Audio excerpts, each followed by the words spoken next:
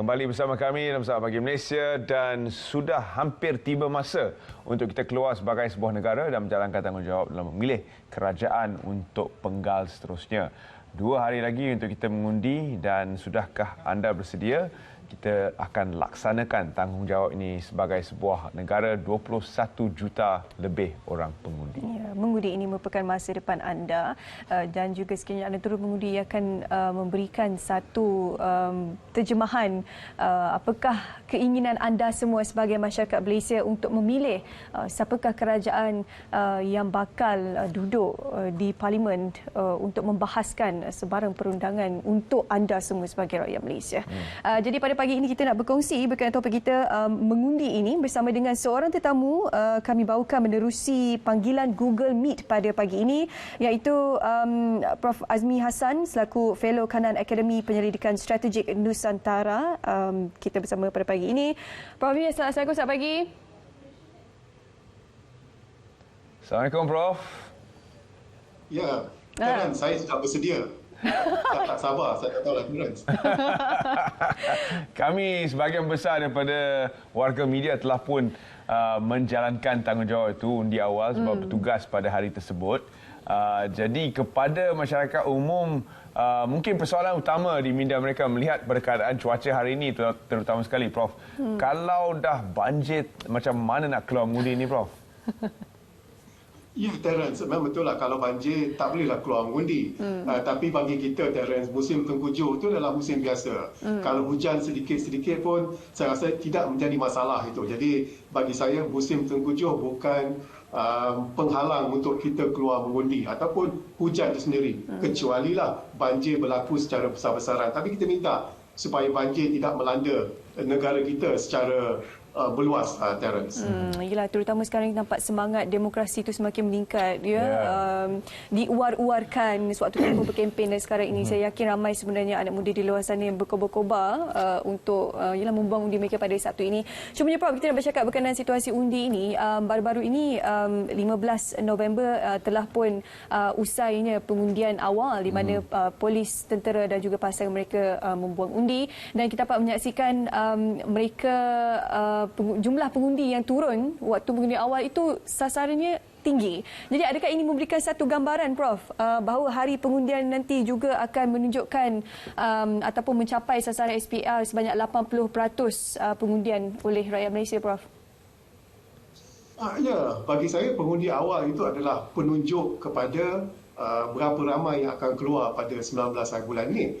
Dan pengundi awal itu lebih kurang 90% lebih. Itu melebihi daripada biasa-biasa. Biasanya dia jarang mencapai 90%. Jadi kenapa dikatakan keterujaan pengundi awal itu keluar mengundi, dan saya rasa ini mungkin termasuk Terence sendiri adalah kerana dalam 4 tahun lepas itu kita lihat kemelut politik kita tak ada kuasa untuk menyertainya. Jadi pada 19 ini, kita mempunyai satu kuasa untuk menentukan bentuk kerajaan yang kita mahu bentuk. Jadi bagi saya, kemungkinan besar jumlah yang keluar mengundi itu dikatakan akan menjadi tinggi. Tapi kita kena berhati-hati statistik ini. Kerana dalam kali ini ada 7-8 juta pengundi baru.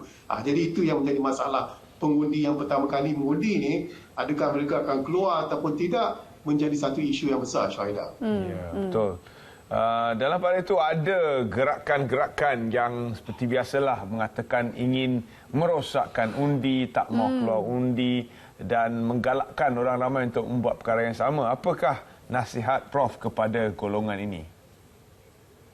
Ya, itu tidak menghalang. Kita tak boleh menghalang mereka kalau nak keluar undi untuk undi protes. Tapi masalahnya kita diberi pilihan untuk memilih calon. Dan calon itu di belakangnya adalah parti. Dan parti itu adalah akan membentuk kerajaan persekutuan ataupun kerajaan negeri. Jadi kenapa kita beratur lama-lama keluar daripada rumah untuk pergi mengundi hanya untuk menyatakan undi protes kerana kita tak suka semua calon itu. Bagi saya itu adalah membuang masa dan membuang satu peluang yang diberikan kepada kita.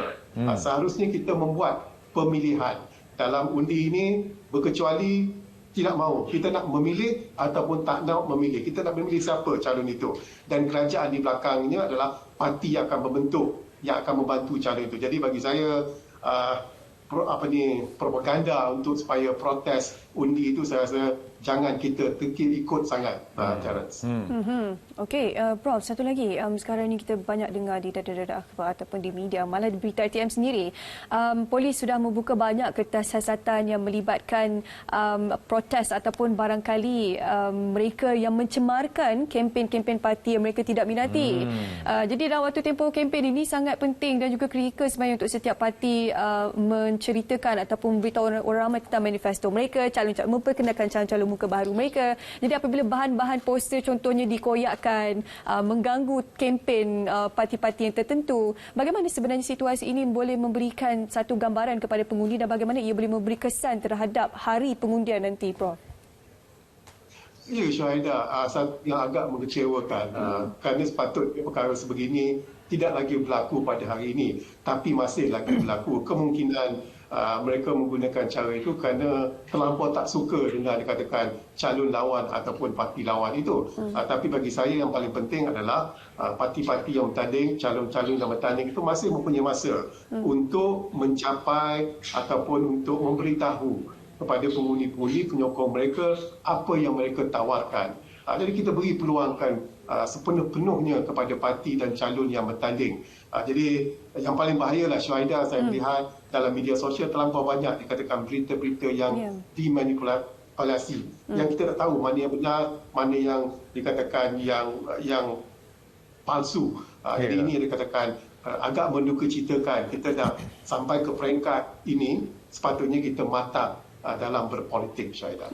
Ya, pesta politik kita semakin rancak, Prof. Kalau kita lihat bendera-bendera yang berkibar di mana-mana saja, ada billboard, ada papan tanda dan sebagainya.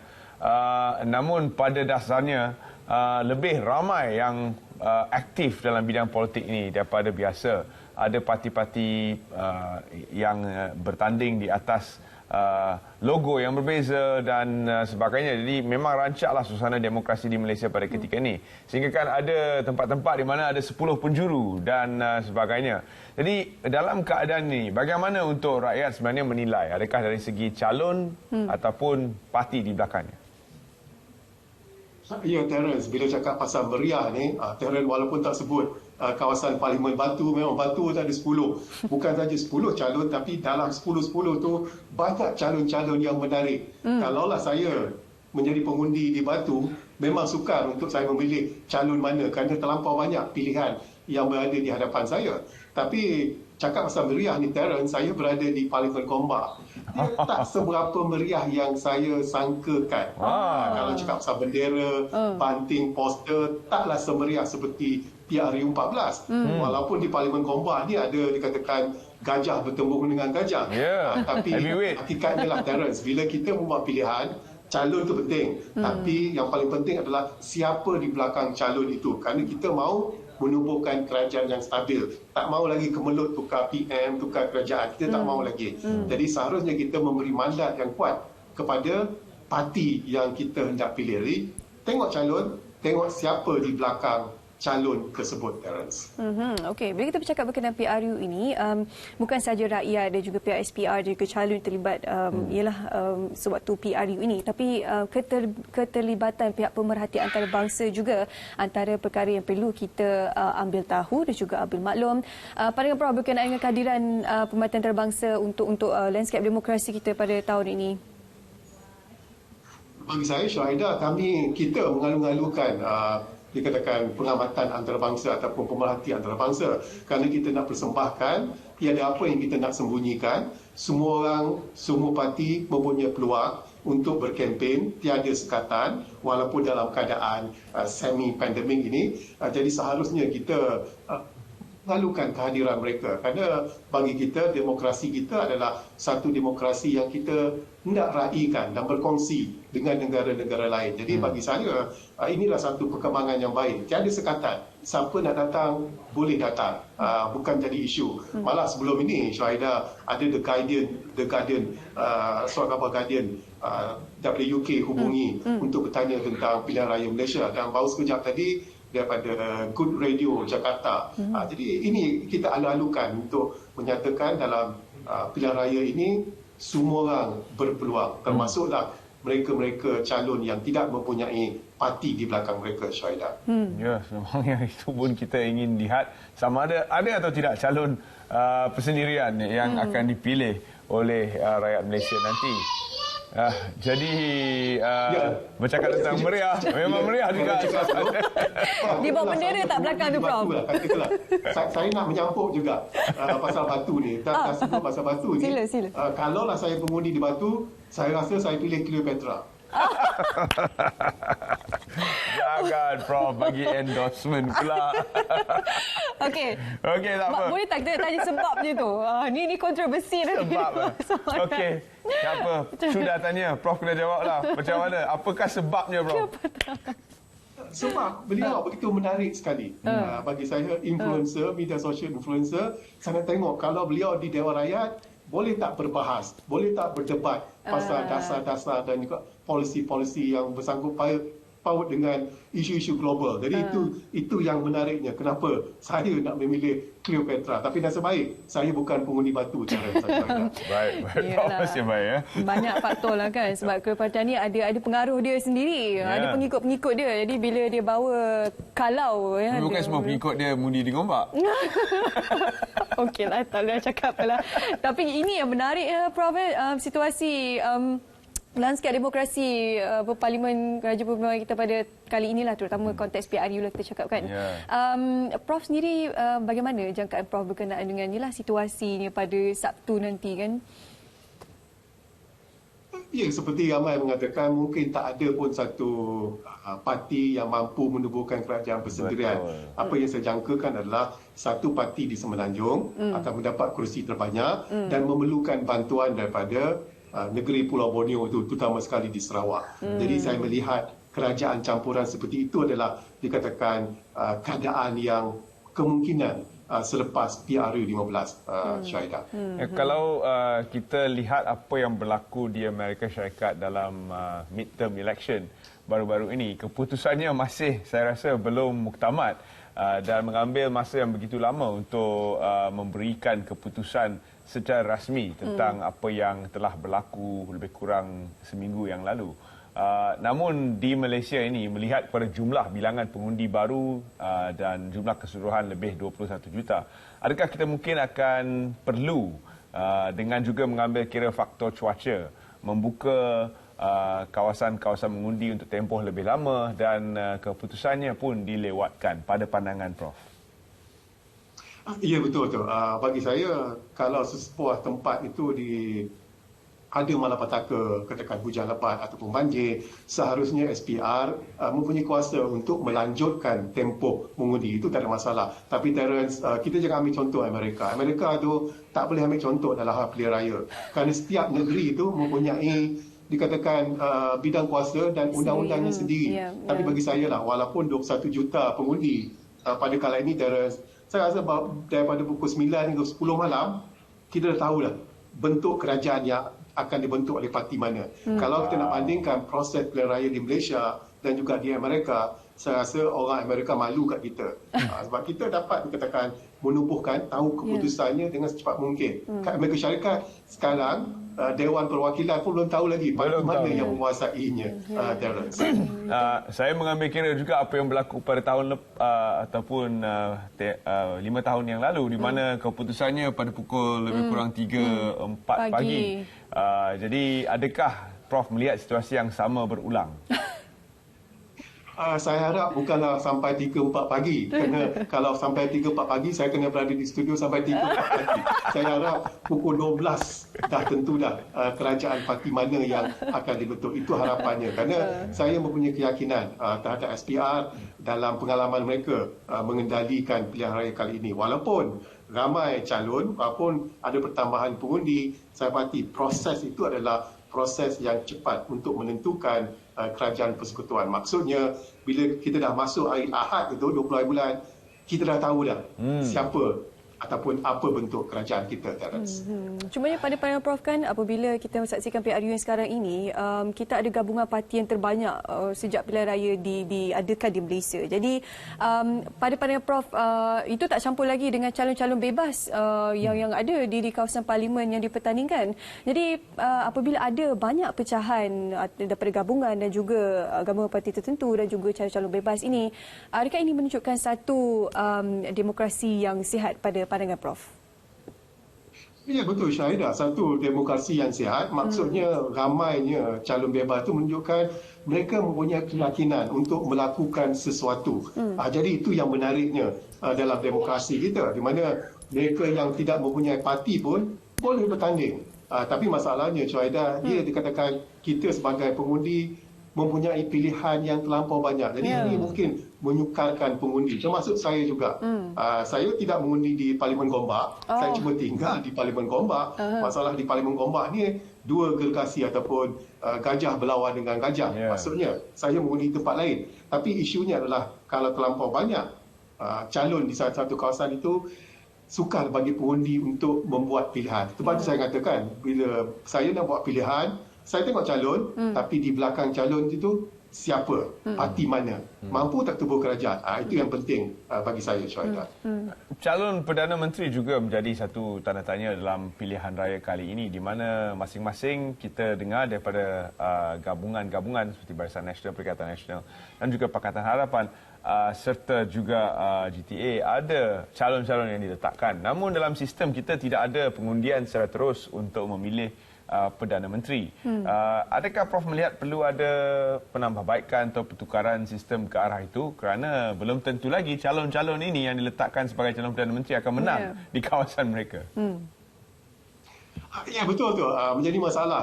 Ya, calon Perdana Menteri sama ada di Tambun ataupun di Pagoh ataupun di Bagan Datuk itu, ya belum tentu lagi mereka akan menang. Tapi itulah sistem kita. Kita tidak memilih Perdana Menteri itu secara langsung. Tapi bila kita memilih calon itu daripada parti sekian-sekian, itu adalah dikatakan pilihan secara tak langsung. Kerana kita memilih calon daripada parti, dan parti yang menang itu akan memilih Perdana Menteri mereka dan calonkan itu kepada Yang di-Pertuan Agong untuk membuat keputusan oleh baginda. Jadi itulah sistem kita yang kita lalui selama 6 dekad lebih. Kalau nak tukar seperti Indonesia, mereka memilih presiden mereka secara langsung. Mungkin kalau nak tukar, kena tukar perlembagaan lah. Tapi bagi saya, Terence dan Syahidah, sistem sekarang saya cukup puas hati. Dan lagi dua kawasan tu Langkawi dan Bera adalah calon untuk masing-masing gabungan yang mana ada. Dan bercakap tentang gabungan politik ni pun Prof, kalau kita lihat sudah bertambah. Dulu ada bayangan two party system. Sekarang ada lebih kurang 4 gabungan yang bertanding, tidak termasuk rakan-rakan kita di Sabah dan Sarawak. Jadi adakah gabungan ini semata-mata yang akan menyukarkan juga pilihan rakyat, ataupun adakah Prof melihat ia sesuatu yang baik untuk proses demokrasi? Ya, sebab tu saya suka Terence Syahidah, sebab bila saya tak sebut Bera dan Langkawi tadi, Terence terus sebut.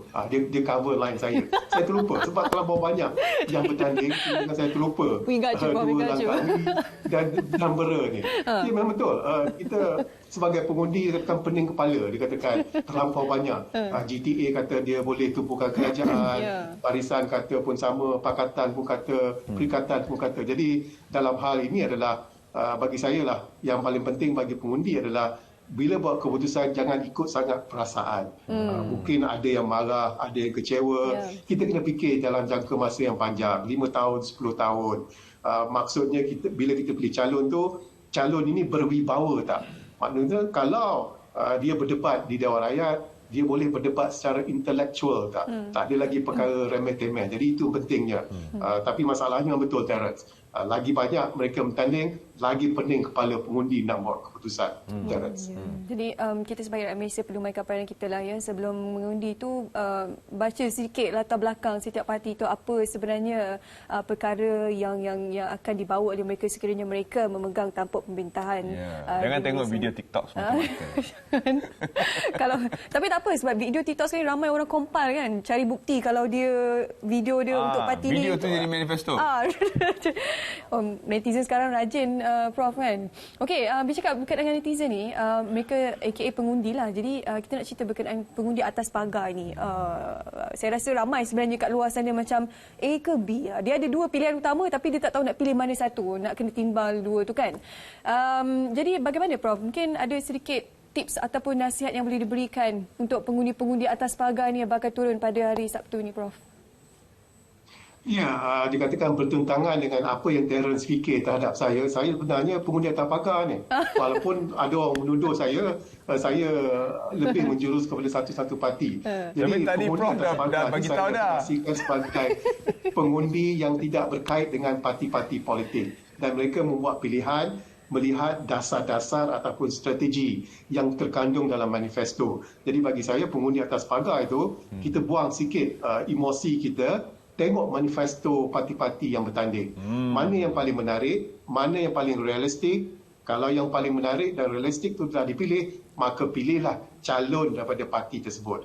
Keywordnya Syahidah adalah tengok janji-janji dan juga manifesto yang terkandung, yang dipersembahkan oleh parti-parti politik itu, Syahidah. Tapi Prof, kalau contoh manifesto itu tidak realistik, macam mana Prof? Macam mana kita nak mengetahui? Okey, kita pandang manifesto, tapi adakah manifesto itu boleh direalisasikan ataupun dilaksanakan? Kita tak nak nanti janji itu tidak ditepati.